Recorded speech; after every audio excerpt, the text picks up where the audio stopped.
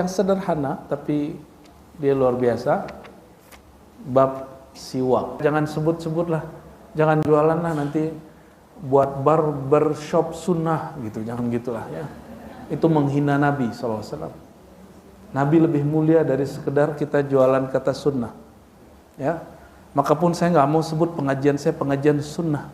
Ada orang mengatakan saya sholat Ramadan di masjid seorang wali, terus tiba-tiba seakan melihat ada orang putih-putih sepanjang mata memandang, gitu ya. Pernah dengar begitu? Itu malaikat, Bapak Ibu. Dan dia pasti di belakang. Berusahalah istiqamah walan tuhsu, dan jangan pernah menghitung-hitung. Jangan pernah berhitung beramal.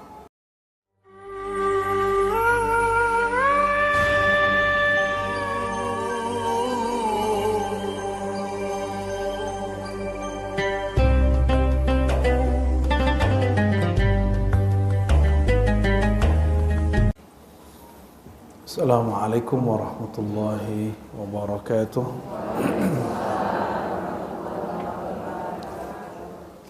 Alhamdulillahilladzi hadana lihadza wa ma kunna linahtadiya laula an hadana Allah. Asyhadu an la ilaha illallah wa asyhadu anna Muhammadan abduhu wa rasuluh. Allahumma shalli wa sallim wa barik ala hadzal nabiyil karim wa ala alihi wa ashabihi ajma'in. Allahumma faqihna fid din wa 'allim ta'wil wa 'allimna ya 'alim ilman yanfa'una wa awsil ya rabbana maqasidana warfa'anna al-hujub 'anna bijahi sayyidil mursalin. Bapak Ibu yang bukan Allah, kita kembali ngaji kitab Al-Matjar Ar-Rabih fi Thawabil Amalis Salih. Kalau boleh diterjemahkan bebas, kumpulan hadis-hadis berikut rahasia dan pahalanya. Ditulis oleh Imam Al-Hafiz Ad-Dimyati. Ini bukan Abu Yadimyati Banten, tapi Abu Yadimyati Banten itu ngambil namanya dari ini. Pernah dengar Imam Nawawi? Bukan Nawawi Banten, Nawawi Arab, Nawawi Ad-Dimashqi. Imam An-Nawawi itu gurunya yang mendidik dia sehingga menjadi ahli hadis, imam yang bernama Ad-Dimyati.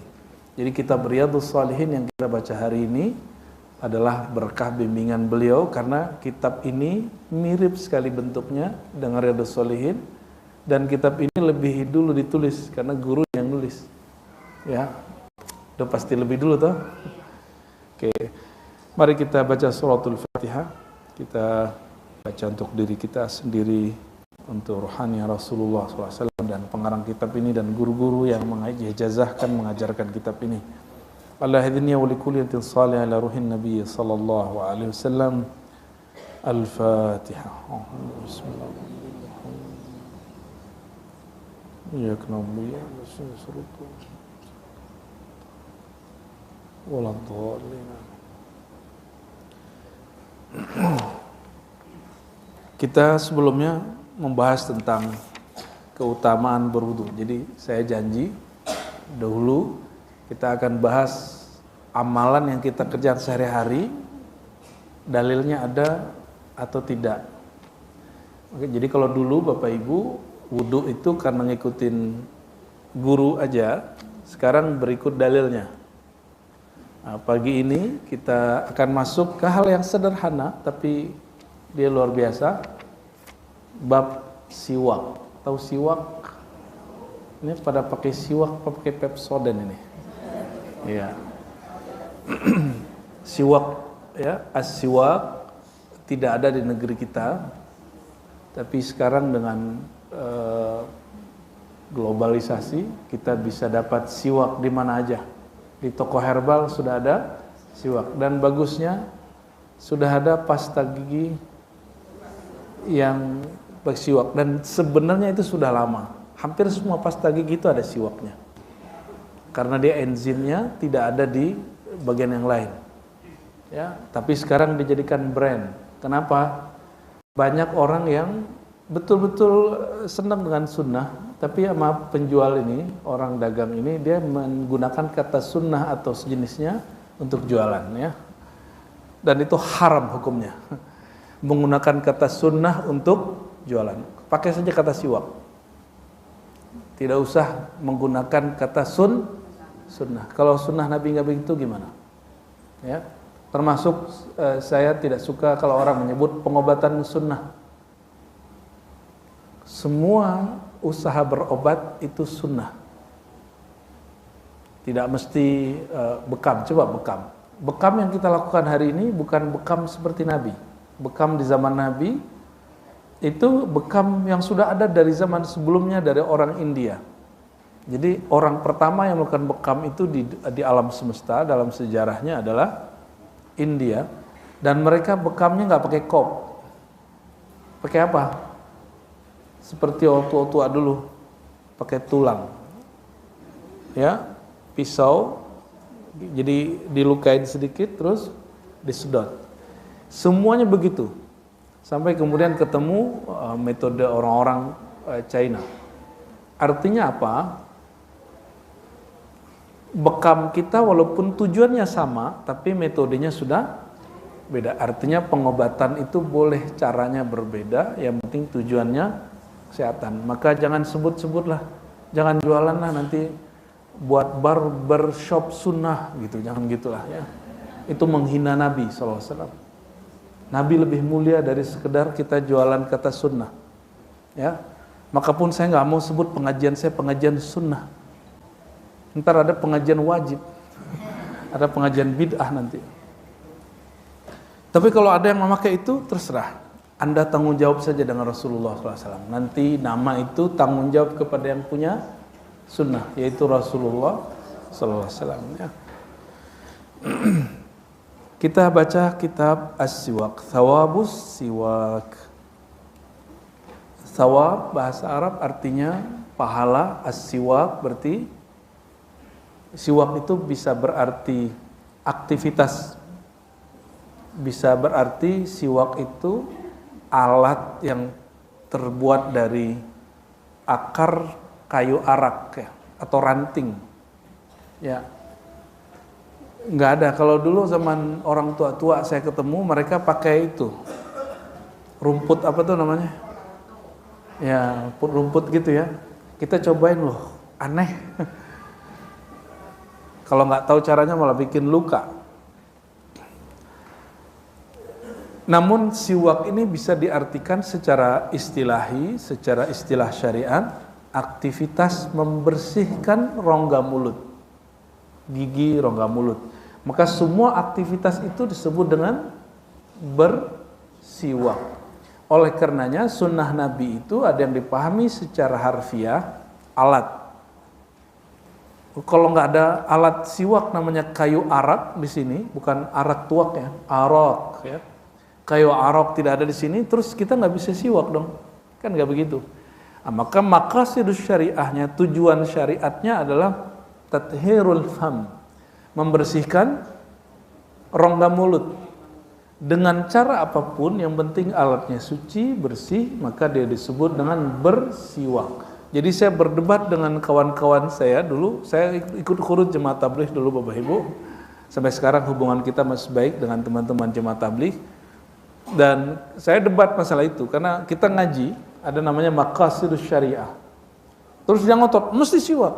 Ya, saya jawab, siwak itu baru kita punya di Indonesia setelah impor dan ekspor ini lancar. Sebelumnya nggak ada.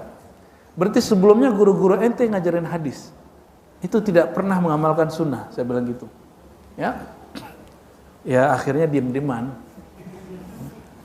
Dia pakai siwaknya, saya pakai Pepsodent rasa siwak. Allahumma sholli ala sayyidina Muhammad. Sekarang bahkan sudah ada namanya siwak ya. Ya kalau itu bolehlah, jualan begitu bolehlah, tapi nggak usah disebut siwak sunnah gitu. Karena dulu Abu Jahal, Abu Lahab juga bersiwak sesekali. Bismillahirrahmanirrahim. An Sayyidatina Aisyah radhiyallahu taala anhu, diriwayatkan dari Sayyidah Aisyah semoga Allah meridainya, anna Nabiyya sallallahu alaihi wasallam, bahwa Nabi sallallahu alaihi wasallam, ini namanya ringkasan sanad. Aslinya mesti disebutkan dari awal, dari fulan ya. Dan hadis ini diriwayatkan oleh Imam An-Nasa'i, Ibnu Huzaimah, Ibnu Hibban, dan juga potongannya ada di riwayat Bukhari. Apa kata Nabi sallallahu alaihi wasallam? As-siwaqu matharatun lil fammi wa mardatun inda rabb. Ya, di sini wa mardatun lir rabbi. Siwak itu matharah. Matharah bisa diartikan dua dalam bahasa Arab, yang bisa bahasa Arab pasti paham maksud saya, disebut masdar mimi, ya, kesucian. Tapi yang lebih tepat dia alat, ya. Alat untuk membersihkan mulut. Matharatun lil fammi. Maka semua alat yang dapat membersihkan mulut dapat kita masukkan ke dalam kategori siwak secara istilah syara. Tapi tidak termasuk siwak secara lughatan, secara bahasa. Karena siwak secara bahasa dia kayu Arab, ya. Ada yang punya? Saya simpan di tas saya, itu hampir semua tas saya simpan.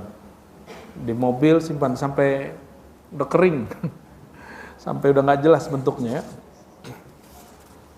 Karena salah satu yang agak beda, saya juga heran, siwak itu sering kita lupa. Dan kita nggak usah kaitkan dengan jin, ya. Itu karena ditilop sama jin. Itu ente otak khurafat namanya, ya. Bawa aja kemana-mana. Jadi ibu-ibu nih coba kalau gosok gigi atau coba pakai siwak. Tapi siwak itu harus dihalusin dulu, ya, ujungnya. Jangan langsung yang kasar itu giniin, luka. Gigit-gigit dulu, nanti keluar enzimnya, baru digosok. Tapi jangan siwak depan cowok, ya. Saya nggak suka liatnya. Nanti kayak nggak bisa disebut lah.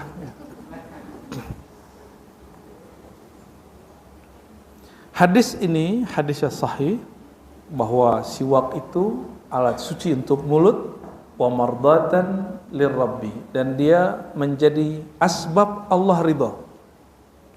Asbab Allah ridha. Ingin menumbuhkan keridhaan Allah, maka bersiwak. Kenapa? Kapan Allah ridha? Jika si hamba ridha. Ridha itu istiwa'ul halain, istiwa'ul qalbi fil halain. Hati itu terasa nyaman, bertuhannya sama meskipun kondisinya berubah. Kita biasanya kalau pakai siwak, misalnya hanya mau sholat. Nah, ketika kita hari-hari pakai siwak, kerasa kayak mau sholat, padahal bukan sholat. Jadi kita ngerasa hidup-hidup tuh kayak mau sholat. Atau Bapak Ibu misalnya kalau pakai siwak berasanya kayak di Mekah. Jadi bawa rasa Mekah ke Atin. Namun yang paling pasti adalah Allah itu suka orang bersih dan menghargai orang yang membaca ayatnya dalam kebersihan. Kalau ada orang baca Al-Quran, mulutnya bersih, itu malaikat langsung nempel. Jadi setiap huruf yang kita baca dalam hadis Nabi, jika orang melakukan setelah mencuci mulutnya, itu harum mulutnya itu langsung kemudian ditangkap oleh malaikat. Fi jawfil malak, begitu dalam hadis. Nanti hadisnya kita sampai di sana, bahwa setiap ayat yang dibaca dalam keadaan mulut bersih akan langsung ditangkap oleh malaikat. Malaikat kiram bararah, malaikat Quran. Bayangkan bau mulut Bapak Ibu yang standar itu, ketika disiwakin, dia langsung harum menurut malaikat. Ya. Masih ingat orang puasa? Orang puasa itu bau mulutnya. Tapi di sisi Allah, tapi di sisi malaikat enggak. Bagi malaikat itu bau. Jadi kalau kita puasa, tetap saja mulut kita bau menurut malaikat, tapi indallah, di sisi Allah harum. Jadi bau itu ada yang menurut manusia Ada yang menurut selain manusia, itu bisa jadi malaikat, bisa jadi jin. Ada yang menurut Allah Subhanahu wa ta'ala. Allah itu memandang bau mulut atau memandang kolbu yang bau mulut? Ya. Innallaha yanzuru ila qulubikum. Allah memandang ke dalam kolbumu. Maka sebau apapun mulut orang berpuasa itu dinilai harum oleh Allah SWT karena kolbunya sedang berpuasa. Gitu ya. Ada di riwayat Ibnu Abbas, Imam Tabrani menyebutkan wa mijlatan lil basar. Bersiwak itu akan menghilangkan rasa ngantuk.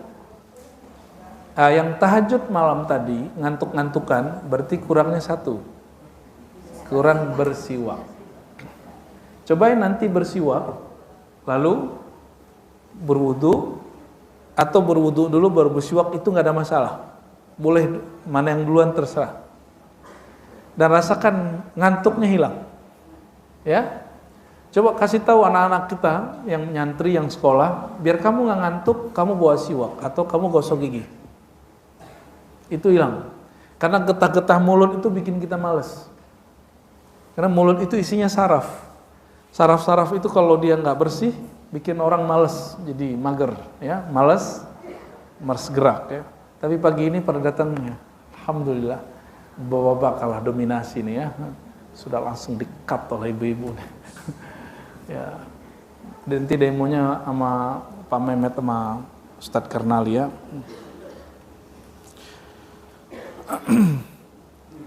Jadi hadis ini diriwayatkan oleh Imam Nasai, Ibnu Huzaimah, Ibnu Hibban, dan 3 imam ini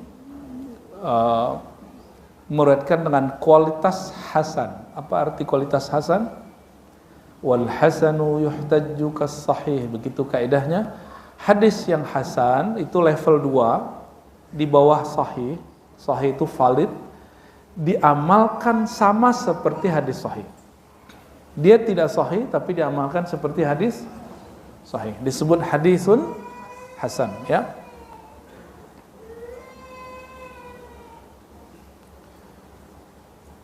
Wa kharraja Ibnu Majah min tariqi Ali ibn Yazid anil Qasim an Abi Umamah.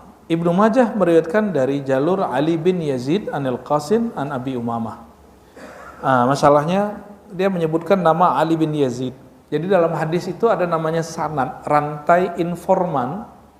Jika informannya tidak kuat hafalannya atau tidak kredibel, maka informasinya tidak sahih. Apa kata Imam Ibnu Majah? Aku meriwayatkan dari jalur Ali bin Yazid, dan Ali bin Yazid ini orangnya tidak kuat. Maka hadis ini termasuk tergolong hadis yang lemah. Tapi hadisnya semakna ada di Sahih Bukhari. Apa itu? Jadi ada kalimat di tengahnya. Nah, kalau kalimat yang di sini lafaznya adalah tasawwaku fa inna siwak mataharatan li fammi. Bersiwaklah kamu karena dia membersihkan isi mulut, dapat ridha Allah. Dan Jibril datang kepadaku selalu berwasiat pakailah siwak. Tapi hadis ini dhaif. Tapi ada lafaz tengahnya. Lafaz di tengah ini ada di hadis Imam Muslim dan hadis-hadis sahih lainnya. Apa kalimatnya kalau di Sahih Muslim? Umirtu bisiwak, ya, aku diperintahkan bersiwak setiap kali mau sholat. Laula an asyqa ala ummati ila amartuhum bisiwak inda kulli shalah. Seandainya tidak memberatkan umatku, aku diperintahkan, ya, aku perintahkan umatku bersiwak setiap kali sholat. Artinya jangan gampang mendhaifkan hadis. Nah, hari ini banyak, kebetulan saya ngajar, bukan kebetulan, emang kebenaran takdirnya. Di pasca sarjana itu saya ngajar takhrij hadis dan juga metodologi penelitian. Ya, metodologi itu kadang masuknya ke filsafat, masuknya ke filologi, masuknya ke akidah, masuk macam-macam. Jadi orang metodologi bisa masuk kemana aja. Boleh masuk ke lintas alam, Bapak Ibu. Dan kajian hadis dia metodologi empiris. Di filsafat itu namanya metodologi empiris. Maka orang yang mengharapkan filsafat dia nggak akan mengerti ilmu apa yang sedang dia pelajari. Oleh karenanya kita tidak menolak ya. Secara ilmu hadis Hadis ini diriwayatkan dalam potongan yang macam-macam, kalau dikumpulkan hadisnya akan naik menjadi hadis yang hasan. Ya. Kalau tidak yang di depannya, minimal yang di tengahnya hadisnya sahih. Oke, kita lanjut. Jadi kata Nabi, seandainya umatku tidak keberatan, aku akan suruh mereka bersiwak setiap kali sholat. Kira-kira kalau begitu, orang Islam punya jigong nggak, Bu? Ya, nggak bakal. Kenapa? Karena dia bersiwak setiap kali sholat. Tapi aneh, kenapa orang Islam kebanyakan mulutnya bau hari ini? Dia orang Islam tapi tidak Islami. Orang Islam tapi tidak Islami. Dan mohon maaf Bapak yang ngerokok, itu wajib Pak hukumnya. Mau sholat itu nyiwak itu wajib hukumnya. Minimal ya, kata Imam Nawawi, kalau kamu nggak punya pakai jarimu. Bapak yang ngudut-ngudut itu wajib hukumnya membersihkan mulut sebelum sholat. Ini mazhab saya, ya. Mazhab baru. Bukan itu kalam Nabi Bapak Ibu, ya. Laula an asyqa ala ummati, ya, seandainya tidak memberatkan umatku, aku perintahkan mereka bersiwak setiap kali mau. Bayangkan itu bau rokok itu kan bau sekali, ya. Efeknya itu nggak enak. Kita yang di dekat orang ngerokok juga nggak enak. Sesama cowok gitu ya. Ya walaupun Bapak Ibu pakai yang harum-harum itu hari ini, ya, ada namanya apa? EC gitu ya. Harum kata orang, tetap saja dia ada tembakonya itu bau. Jadi kita harus membersihkan diri. Tapi masalahnya ada yang nggak ngerokok bau juga. Coba tanya sama dokter, kenapa mulut kalau nggak ngerokok tetap bau juga?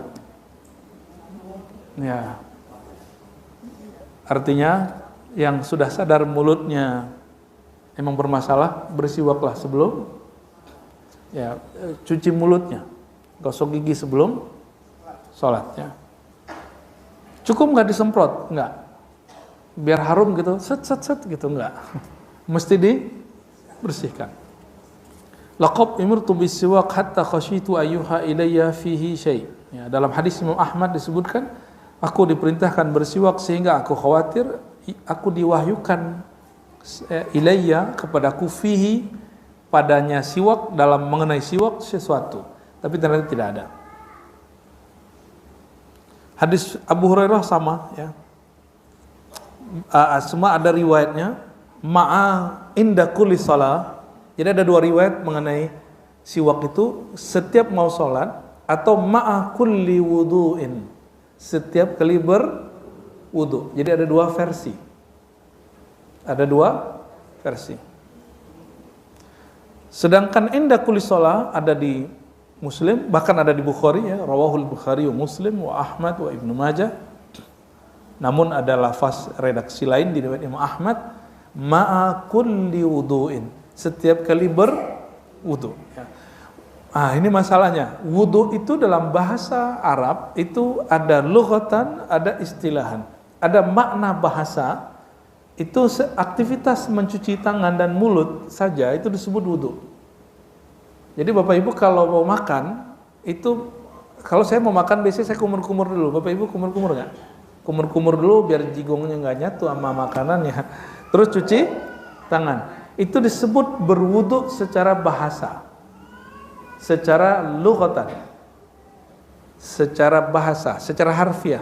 Namun wudu dalam bahasa syariat membasuh wajah, tangan sampai sikut, mengusap kepala, lalu kaki dengan tertib, itu secara syariat, ya, syariatnya begitu. Namun secara bahasa apa? Nah, di mana ketemunya? Kita dapat temukan itu dalam Sunan Abi Daud, riwayat Imam Abu Daud, kawannya Imam Bukhari, bahwa Nabi SAW berwudu setiap kali mau makan.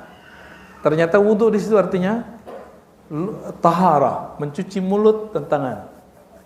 Ya, berarti juga berwudu setelah makan artinya cuci mulut dan tangan.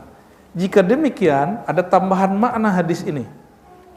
Dianjurkan bersiwak setelah makan. Ya, itu maknanya. Inda kulli wudu'in, setiap selesai makan. Wallahu a'lam bishawab. Ini saya ngajak separuh-separuh ngaji hadis Bapak Ibu, pusing nggak? Ya. Jadi biasanya kalau ngaji fikih hadis itu cuma membahas matannya, tapi sekarang saya ingin Bapak Ibu ngupgrade. Tidak hanya ngaji isi hadis, tapi juga kualitas hadis. Biar bukan untuk nyaingi kelompok manapun, tapi orang hari ini mengklaim kajian sunnah itu begitu. Padahal kami sudah ngaji begitu dari dulu dan kami tidak pernah mengklaim kajian kami kajian sunnah. Ya. Saya dari 2000 berapa begitu ngaji hadis. Ya, kita kalau ngaji hadis lengkap kualitasnya dan rawinya yang bermasalah, informan yang bermasalah. Cuma kalau kita bawa begitu bisa pecah kepala, ya. Karena dosen aja pecah kepala, Bapak. Itu materi untuk mahasiswa S2. Di kampus itu mereka kita bacain hadis, lalu kita teliti apa rawi, mana rawi yang bermasalah, lalu di-compare. Kalau S1 cukup mengetahuinya. Kalau S2 itu sudah mulai komparasi, mengkritisi dan segala macamnya. Ya, saya tidak akan ajarkan semua itu, minimal yang inti-intinya ya. Semoga nyambung-nyambung aja.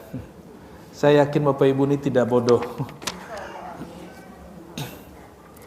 An Ali radhiyallahu ta'ala anhu wa karamallahu wajah wa alaihi salam. Jadi kalau nyebut Sayyidina Ali, boleh menyebut dengan salah satu. Radhiyallahu anhu, karamallahu wajah, semoga Allah muliakan wajahnya. Dan yang ketiga, alaihi salam. Lalu ada yang protes, loh alaihi salam kan buat Nabi? Tidak. Itu ada di Sahih Bukhari. Imam Bukhari menyebut dengan tidak metode itu. Setiap marra bi ismi Ali faqala radhiyallahu anhu. Ketika sebut nama Ali, menyebut radhiyallahu anhu atau alaihi salam atau karamallahu wajhah, ya. Dan itu bukan pencirian Syiah. Itu ada di Syiah, ada di Ahlus Sunnah, ya. Jadi tidak semua yang ada di Syiah itu kemudian kita kalau sama terus kita bagian dari mereka. Ya. Orang Syiah juga berserban, kita juga berserban. Orang Syiah itu juga sholatnya 5 kali, tapi 3 waktu. Orang Syiah itu juga wudu, kita juga wudu. Ya, orang Syiah itu ada yang kalau perempuan itu jilbabnya lebih lebar dari ibu semua ini. Ya, bukan berarti itu pakaian ahli bid'ah, bukan. Bukan begitu kita. Jadi kesamaan, terutama jika ada sunnah yang sama, biarin aja. Yang penting kita ngikutin akidah dan mazhab ahlus sunnah wal jamaah. Dari Sayyidina Ali karramallahu wajhah, yang paling saya suka adalah karramallahu wajhah. Annahu amara bisiwak, dia memerintahkan murid-muridnya untuk bersiwak. Dan beliau mengatakan qala Rasulullah sallallahu alaihi wasallam. Lalu beliau menghikayatkan bahwa Nabi pernah bersabda, ini riwayat Imam Bazzar dan sanadnya jayyid, sanadnya bagus. Innal abda idza tasawwaka, seorang hamba jika bersiwak, membersihkan mulutnya, thumma qama yusalli qamal malak khalfahu. Lalu dia salat, setiap kali dia berdiri takbir, itu di belakangnya ada malaikat. Qamal malak khalfahu, bukan di depan, enggak berani malaikat berdiri di depan orang salat. Ya, malaikat itu hanya berani di kanannya atau di belakangnya. Di kiri itu kan, di kiri syayatin. Ini simbolis.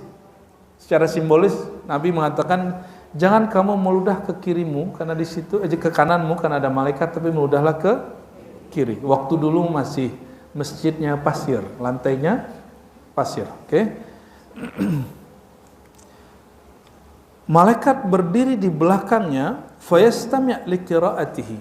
Lalu malaikat itu menyimak bacaannya seakan-akan dia jadi makmum. Maka kalau ada orang mengatakan saya sholat Ramadan di masjid seorang wali, terus tiba-tiba seakan melihat ada orang putih-putih sepanjang mata memandang, gitu ya. Pernah dengar begitu?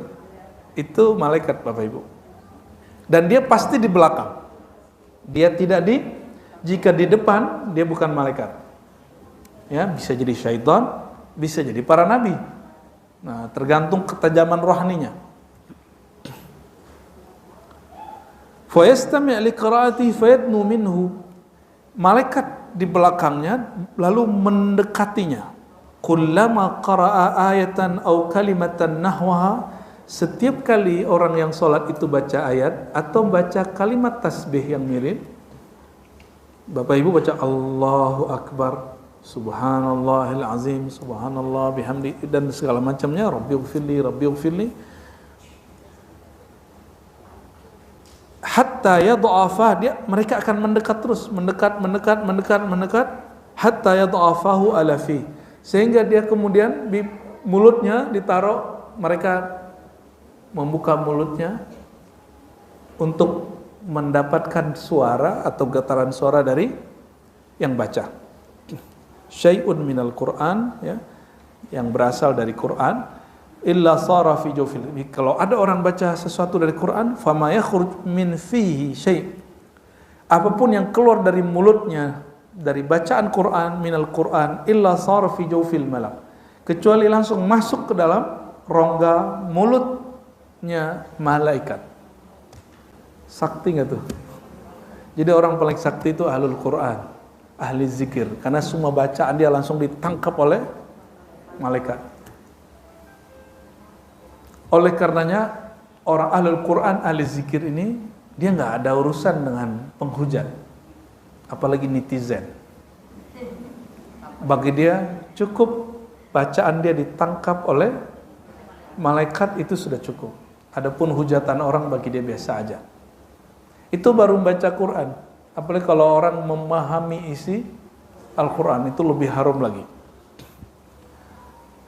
Fatahhiru afwahakum lil Quran. Oleh karena itu, ini lafaz Sayyidina Ali. Cuma di hadis ini kayak dicampur, pada ini kalimat Sayyidina Ali. Fatahhiru, beliau mengatakan, sucikanlah, bersihkanlah mulutmu setiap kali lil Quran, untuk baca Quran. Jadi ternyata ada dalil lagi tambahan, tadi sholat, wudu, sekarang untuk Quran. Kita tambahkan, karena ada kalimat di dalam hadisnya, au nahwa, atau yang sejenis dengan Quran, yaitu zikir. Berarti kalau mau zikir, mau datang ke majelis, tadi pagi pasti gosok gigi semua. Ya, tadi ya, sebelum subuh apa sebelum berangkat? Sebelum subuh, ulang lagi dong sebelum berangkat ya. Kali habis sarapan ada sesuatu nempel di giginya. Ya. Hadis ini diriwayatkan Imam Al-Bazzar. Ya. Pernah dengar Al-Bazzar? Ya. Al-Bazzar punya kitab juga dengan sanad yang hasan. Ya. Wa an Jabir, hadis berikut diriwayatkan dari Jabir.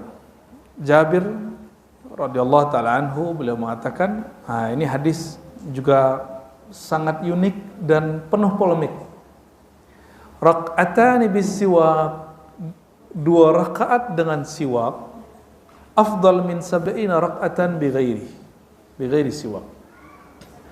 Lebih baik 70 kali lipat daripada sholat tanpa siwak. Ini hadis Sayyidina Jabir. Hadis berikut dari Ibnu Abbas dan sama. Apa yang masalah? Hadis pertama, hadisnya dhaif. Hadis dari Ibnu Abbas bahwa sholat dengan siwak, dengan membersihkan mulut, lebih afdal 70 kali lipat, hadisnya dhaif. Lalu ada hadis kedua, Ibnu Abbas mengatakan Nabi SAW bersabda, li'an usalli rak'atain bisiwak, aku sholat 2 rakaat dengan siwak, lebih aku sukai min an usalliya, daripada aku sholat 70 rakaat, 70 rakaat tanpa siwak. Tapi hadis ini juga tidak sampai derajat hasan dan sahih. Namun apa yang bikin saya kaget, imam ini gurunya Imam Nawawi, dan dia mengatakan rawahu ma Abu Nuaim fi kitab siwak bi isnadaini hasanain. Imam Abu Nuaim punya kitab judulnya Hilyatul Auliya, ada 9 jilid, Alhamdulillah saya pernah menghatamkannya. Dalam kitab itu kata beliau, imam ini meriwayatkan dengan 2 sanad yang hasan. Penelitian Ar-Razi, hadisnya dhaif, tapi Imam Dimyati yang derajatnya jauh di atas saya, derajatnya Al-Hafiz, yang punya otoritas mendhaifkan dan mensahihkan hadis, hanya orang berlaqab, punya reputasi sebagai Al-Hafiz. Kira-kira kalau Ar-Razi bilang dhaif, Imam Dimyati bilang hasan, Bapak ikut mana? Dimyati apa Ar-Razi? Ar-Razi cuma doktor doang. Kalau dia Al-Hafiz. Al-Hafiz itu lebih canggih dari ChatGPT, AI, ataupun Google. Bapak Ibu kalau input satu kalimat di ChatGPT, AI, itu muncul yang kita nggak cari. Di Google apalagi. ChatGPT agak lebih oke. AI Gemini segala macam itu yang muncul di handphone kita otomatis. Dia muncul agak sedikit lebih mengerucut. Tapi Al-Hafiz, dia langsung bisa memilah mana yang relevan, mana yang tidak relevan. Itu yang disebut imam yang bergelar Al-Hafiz. Al-Hafiz minimal dulu di zaman mereka hafalannya 100.000 jalur sanad. Jadi dia harus hafal ke Rasulullah 100 jalur sanad hadis, bukan 100 teks hadis. Ini beda. Ini kekeliruan banyak para pengajar hadis dan mengatakan kepada mahasiswanya, santrinya, seorang hafiz harus hafal 100.000 hadis. Yang terbayang oleh santrinya menghafalkan matannya. Tidak. Kalau begitu Imam Ghazali masuk Al-Hafiz. Imam Ghazali tidak Al-Hafiz. Kenapa? Dia tidak menghafalkan jalur dari fulan, dari Nabi. Itu namanya sanad. Itu tidak dihafal oleh Imam Ghazali. Tapi Imam Ghazali hafal puluhan ribu, bahkan mungkin sampai 100-an ribu teks hadis. Tapi dia tidak disebut hafiz. Orang yang ngejek dan menghina Imam Ghazali hari ini 42 hadis pun sulit hafal. Cuma karena belajar ilmu takhrij, meneliti hadis, lalu berani menghina Imam Ghazali karena kitab Ihya ada hadis dhaifnya. Ya. Hadis dhaif tidak dapat dihindari dari semua kitab hadis. Imam Bukhari, 2 hadisnya didhaifkan oleh Syekh Albani. Pernah dengar Syekh Albani, salah satu imam salafi, Wahabi, dia mendhaifkan 2 hadis di Sahih Muslim. Saya tidak pernah mendhaifkan hadis Sahih Bukhari dan Muslim, tapi kita secara ilmu hadis mengkritisi pemaknaan di dalam hadis Sahih Bukhari, itu boleh. Itu boleh Bapak Ibu, ya.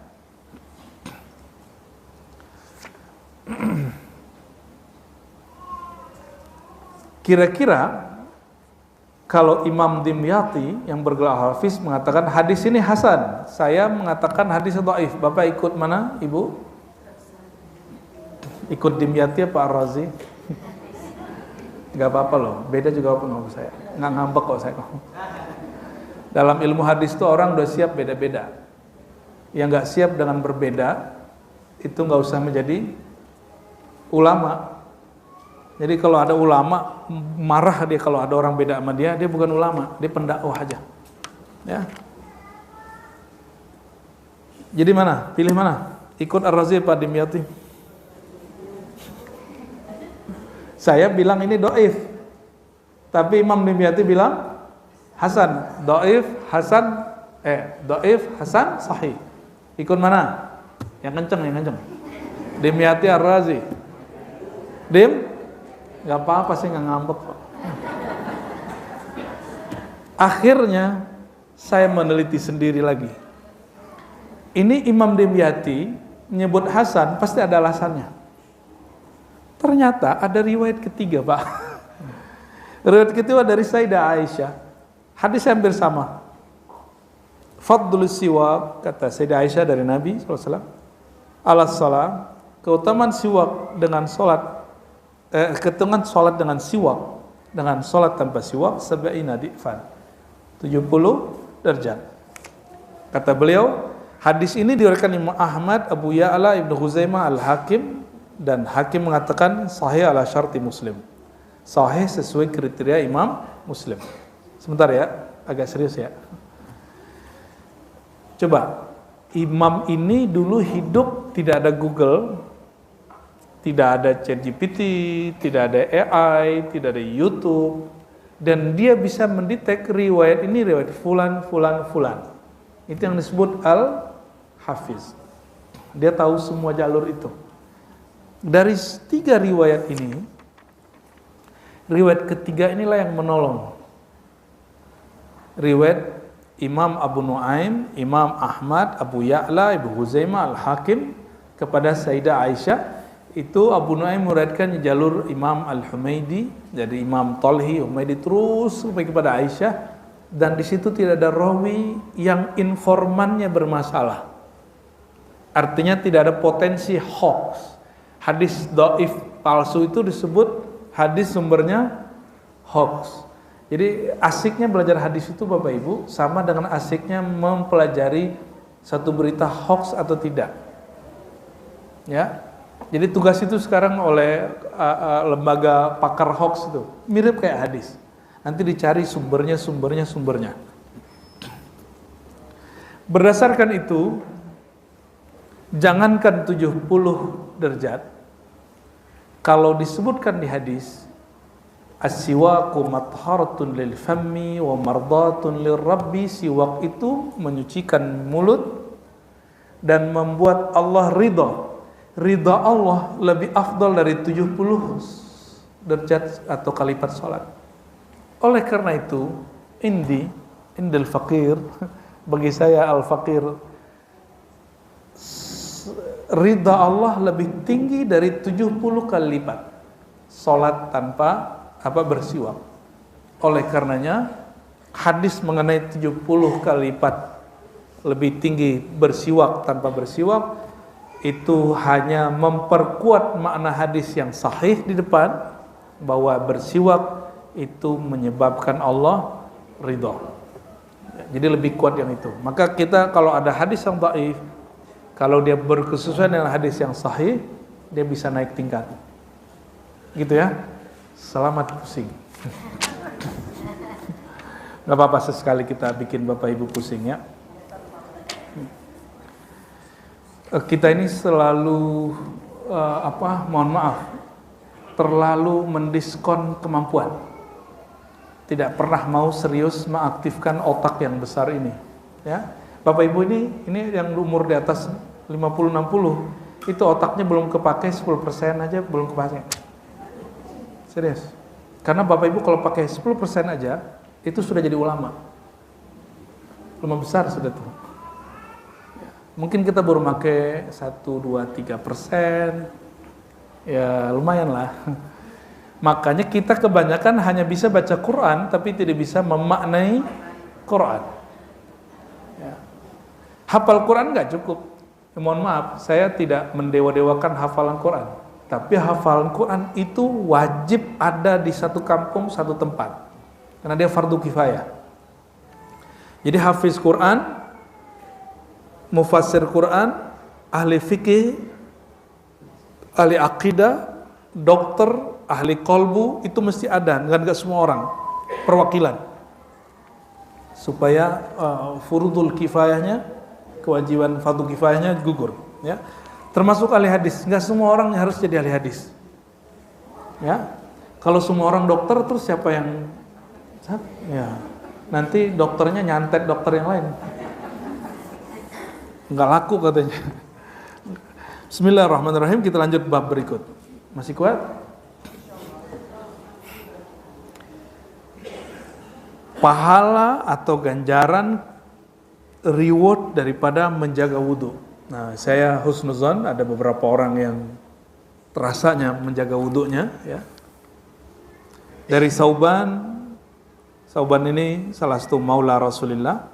Qala Rasulullah SAW, wastaqimu walan tuhsu. Berusahalah istiqamah walan tuhsu, dan jangan pernah menghitung-hitung. Jangan pernah berhitung beramal. Pasti di dekat rumahnya ada majelis, ada masjid, ada surau, ada musola, atau ada pesantren. Berkhidmat saja dan jangan pernah hitung-hitungan.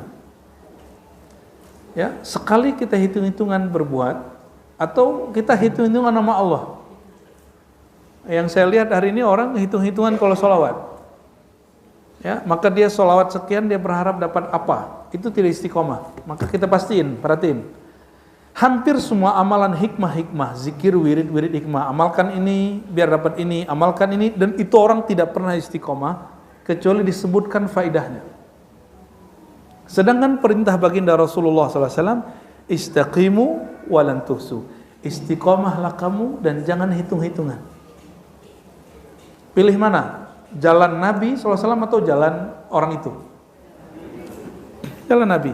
Maka dari dulu kita keras mengatakan jangan salawat onta, karena itu hitungan. Ya, saya dibully lah 6 bulan karena itu, alhamdulillah. Tapi habis itu banyak orang yang berubah. Biarlah kita jadi martir sesaat, yang penting umat sadar sepanjang saat, ya. Alhamdulillah, ini berkat ajaran guru-guru, termasuk guru kita yang ngajar di sini dulu. Beliau ini kan urat takutnya udah nggak ada, Bapak Ibu. Nah, itu yang diajar, yang dilecut setiap hari kepada kami.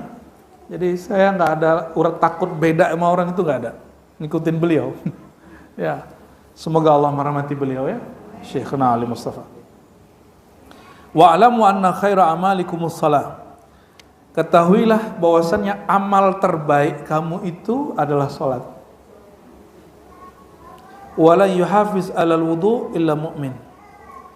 Dan tidak ada orang yang selalu berusaha menjaga wudunya kecuali dia ditulis di langit sana namanya mukmin. Itu gelar. Jadi mukmin itu salah satu gelar-gelar rohani. Ini yang disebut oleh Syekh Abdul Qadir Jilani dalam Al-Fathur Rabbani. Apakah gelarmu dan namamu di langit sana, di Malakutil A'la, sudah punya gelar Al-Mukmin belum di langit?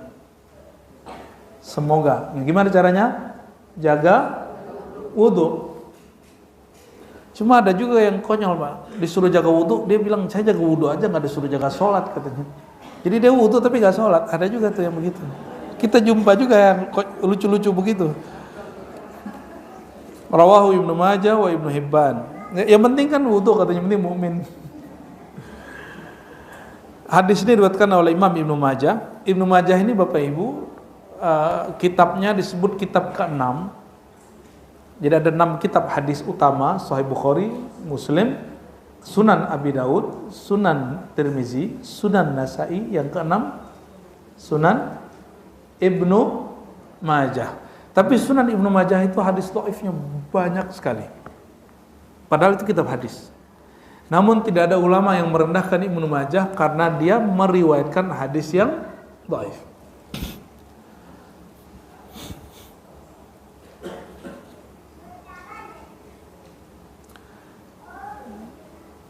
Hadis yang kedua diriwayatkan oleh Tabrani dengan sanad dari Rabi' al-Jarshi, anna Rasulullah SAW qala istaqimu wa ni'ma in istaqamtum.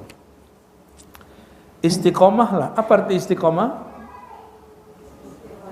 Rutin, konsisten. Itu dawam. Itu dawam. Apa arti istiqomah?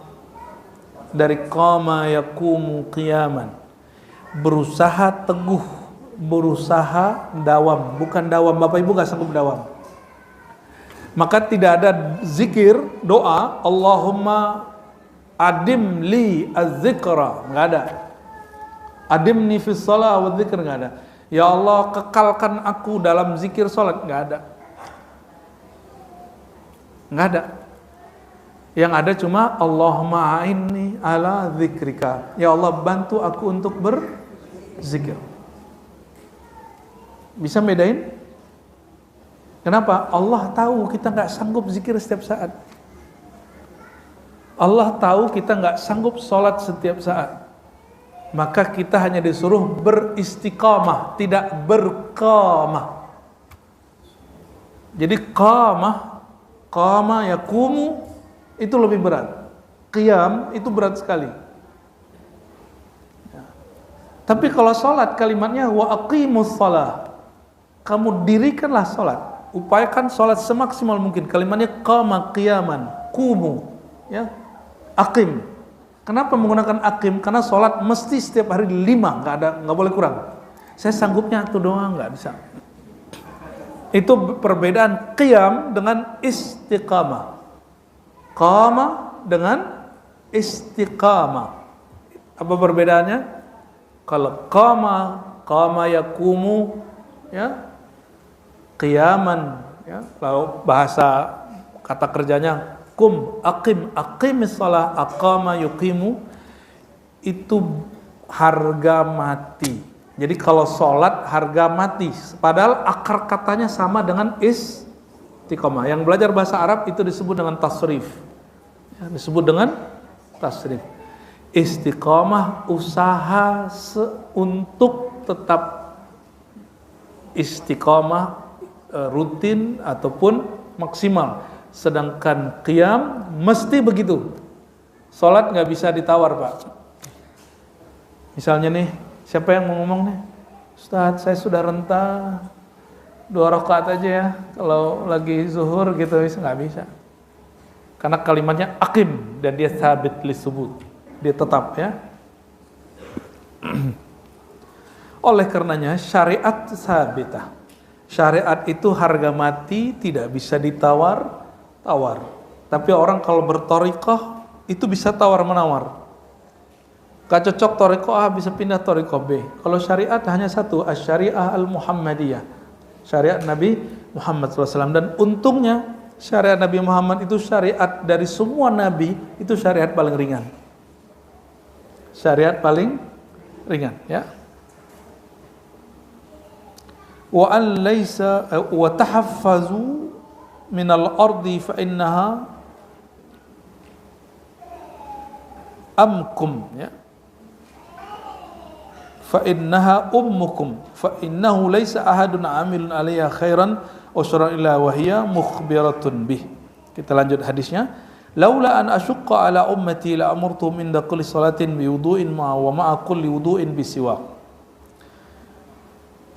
Ini hadisnya sama dengan sebelumnya. Seandainya tidak memberatkan umatku, aku perintahkan setiap kali sholat dengan berwudu, meskipun Bapak Ibu sudah wudu, wudunya nggak batal. Misalnya zuhur ke asar nggak batal, tetap dianjurkan berwudu.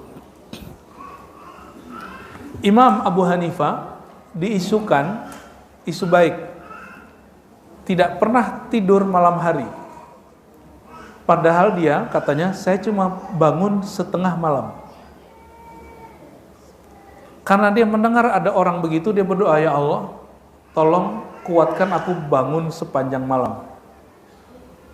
Maka beliau berwudu, sholat isya, itu wudunya masih ada di sholat subuh. Ada yang sanggup? Nggak sanggup. Udah gula ya. Orang dulu nggak ada gula. Orang sekarang punya penyakit gula. Per 3 jam mesti buang air, kencing manis sudah. Ya.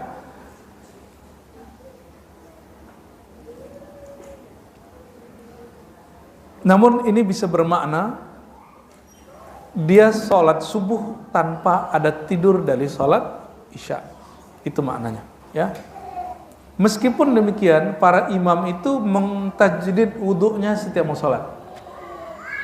Ya, setiap mau sholat ya ulang wudu. Hadis terakhir, bukan terakhir, nomor 2 terakhir. Nabi SAW bersabda, diriwayatkan dari Ibnu Umar, man tawadda'a ala tuhrin kutiba lahu 10 hasanat. Siapa yang berwudu padahal dia masih suci, masih berwudu sebelumnya, maka kutiba lahu 10 hasanat. Wudunya dihitung 10 kali. Hadis riwayat Imam Abu Daud, Tirmizi, Ibnu Majah dengan sanad yang hasan, ya. Hadis terakhir dari Abdullah ibn Buraidah an abihi qala asbaha Rasulullah SAW yauman fada'a Bilalan. Nabi pagi hari bangun lalu memanggil Bilal. Faqala ya Bilal bima sabaqtani ilal jannah. Ini hadis sudah masyhur. Wahai Bilal, apa yang membuat engkau kok mendahului aku tanpa mengabari aku bahwa engkau punya satu amalan yang bikin engkau masuk surga? Jangan salah terjemah. Ini banyak yang terjemah gini, wahai Bilal, kenapa engkau mendahului aku masuk surga? Itu terjemahan yang keliru. Kenapa? Surga itu yang megang kunci siapa? Rasulullah. Tapi Nabi lagi ngasih tahu, bima sabaqtani ilal jannah, dengan amal apa engkau ya tidak ngabarin aku, tapi suara terompahmu, sendalmu sudah berbunyi di surga. Bukan berarti Bilal duluan masuk surga. Coba Bapak Ibu, Nabi dengar di surga, berarti nabinya di mana? Nabinya di surga duluan. Ya. Jadi Bilal ini nggak konfirmasi bahwa dia punya amalan yang Nabi tidak ajarkan. Ini dalil, selama amalan itu ada dalil utamanya, maka pecahan-pecahannya tidak mesti detail ada dalam sunnah. Ini dalilnya, ini hadis sahih. Jadi kalau ada orang bilang ini nggak ada dalilnya, ini nggak ada dalilnya, ya harusnya dia berkaca kepada Sayyidina Bilal. Kita nggak mau debat kuat-kuatan lagi. Ya, insaf saja, sadar saja bahwa sahabat Nabi, jangankan kita, Bilal melakukan satu amalan tanpa Nabi suruh. Ada sahabat Nabi nggak disebutkan namanya, dia nyusun dalam dirinya bacaan iktidal, dan Nabi mengatakan itu diperebutkan oleh 40 malaikat. Di riwayat kedua 12 malaikat. Hadisnya Sahih Bukhari, Sahih Muslim, dan hadis imam yang lain. Artinya Nabi seluas itu dalam bersyariat. Terus kenapa orang hari ini saklek bersyariat? Cuma ngumpul-ngumpul zikir, sholawat, terus bid'ah. Ngumpul-ngumpul baca Yasin. Yasin itu Quran atau bukan? Bid'ah. Itu aneh bagi saya, aneh. Ya. Kenapa dia memperluas mana bid'ah? Nah, maka ada seorang ulama di Saudi, di Ihsa, namanya Abdul Ilah Al-Arfaj, itu berdebat dengan murid-murid Syekh bin Baz. Bin Baz ini pemimpin Wahabi, Salafi, dan dia menyimpulkan kesalahan Anda satu aja. Kesalahan kalian wahai murid bin Baz satu aja. Kalian memperluas makna bid'ah yang Nabi sempitkan. Ya, bid'ah itu sempit, nggak banyak. Terus dia perbanyak. Ya, yang dia nggak tahu dalilnya Nah, kita nggak mau begitu, ya. Dan dikatakan di sini, dijawab oleh Bilal biar dapat berkah, kita baca sanadnya, baca matannya. Inni dakhaltul bariha al jannah, kata Nabi nih. Kata beliau, barusan aku masuk surga. Nabi ngomong begitu, seru banget ya. Hidup di banyak alam beliau ini. Inni dakhaltul bariha al jannah. Malam tadi aku masuk surga, ngecek surga nih. Siapa yang duluan ada bekas telapak kaki di situ? Fa sami'tu khashanat amami. Aku dengar ada bunyi telapak terompah sendalmu di depanku. Faqala Bilal ya Rasulullah, ya, ma adzantu qat. Tidaklah aku azan illa salaitu rakaatain, kecuali aku salat 2 rakaat. Wa ma asabani hadas. Tidaklah aku kena hadas illa tawadda'tu indaha, kecuali langsung berwudu. Jadi amalan dia 2. Selama ini yang diekspos cuma 1. Kalau hadas, wudu. Padahal ada 1 lagi. Tidaklah aku azan kecuali aku sholat 2 rakaat. Cuma ibu-ibu ini kan gak azan. Bapak gak semua juga azan, karena suaranya ada yang cempreng, ya kan? Jadi gak semuanya bakat azan. Maksudnya setiap kali dengar azan, sholatlah 2 rakaat. Ada sebuah hadis, ma baina azanaini rak'atan. Antara 2 azan ada 2 rakaat. Dan itu doa mustajab. Lucunya, nah ini lucu. Teman-teman ada yang membid'ahkan doa berjamaah ba'da sholat, padahal ada hadisnya. Tapi kalau antara 2 azan, dia angkat tangan tinggi. Nanti habis assalamualaikum orang mau doa, dia berdiri. Dia lupa, ada hadis kedua, bro, ya. Nabi ditanya, apakah manakah doa yang paling afdal? Nabi jawab 2. 1, sepertiga malam terakhir. Yang kedua, ba'da kulli maktubah, setiap selesai sholat wajib. Tidak disebut di situ berjamaah atau sendiri. Dan di hadis Imam Hakim dikatakan, majtama'a qaumun, tidaklah berkumpul sekelompok orang lalu berdoa yang lain mengaminkan, illa ajabahumullah, kecuali Allah jawab semua doa mereka. Kalau digabung hadisnya kan enak. Ya. Oleh karena itu, afdhalud da'awat, doa yang paling cepat kabulnya doa setelah sholat dan berjamaah. Itu penjelasan para imam kita. Kenapa digabung antara sekian hadis? Ya, wallahu alam bissawab. Kita serahkan kepada tuan rumah ya. Gitu Pak ya. Barangkali cukup. Semoga